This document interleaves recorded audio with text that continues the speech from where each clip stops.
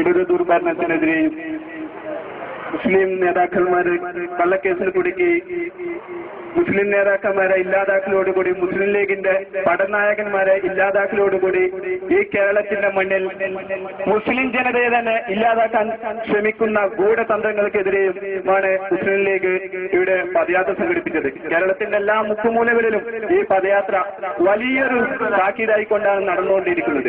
എനിക്ക് പറയാനുള്ളത്, ഈ കൂടിയ ജനങ്ങൾ ഒരു പക്ഷേ പശ്ചിമ ബംഗാളിന്റെയും ആന്ധ്രാപ്രദേശിന്റെയും ബീഹാറിന്റെയും ഒറീസയുടെയും തെരുവോരങ്ങളിൽ നിങ്ങൾക്ക് കാണാൻ സാധിക്കില്ല. അത് ഉറപ്പാണ്. കാരണം ഈ കേരളത്തിന്റെ മണ്ണിൽ അതിന് തയ്യാർ ചെയ്ത ഒരു മണ്ണുണ്ടാക്കിയത് ഇന്ത്യൻ യൂണിയൻ മുസ്ലിം ലീഗിന്റെ ഒരൊറ്റ ശക്തി കൊണ്ടാണെന്ന് നിങ്ങൾക്ക് സച്ചേഷന് നിങ്ങൾക്ക് പറയാൻ സാധിക്കും. കേരളത്തിന്റെ മണ്ണിൽ അതിനുള്ള ഒരു മണ്ണ് വിതച്ചത് ഇന്ത്യൻ യൂണിയൻ മുസ്ലിം ലീഗിന്റെ ശക്തി കൊണ്ടാണ്.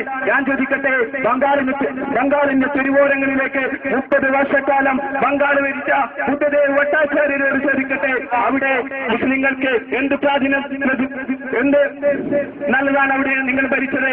ഞാൻ ചോദിക്കട്ടെ, ഈ റോഡുകൾ, താറിടാത്ത റോഡുകൾ പശ്ചിമ ബംഗാളിന്റെ തെരുവോരങ്ങളിലേക്ക് കടന്നു പോവുകയാണെങ്കിൽ നിങ്ങൾക്ക് അവിടെ നിന്ന് ഉറപ്പിച്ചു പറയാം അത് ഒരു മുസ്ലിം പ്രദേശമാണ്.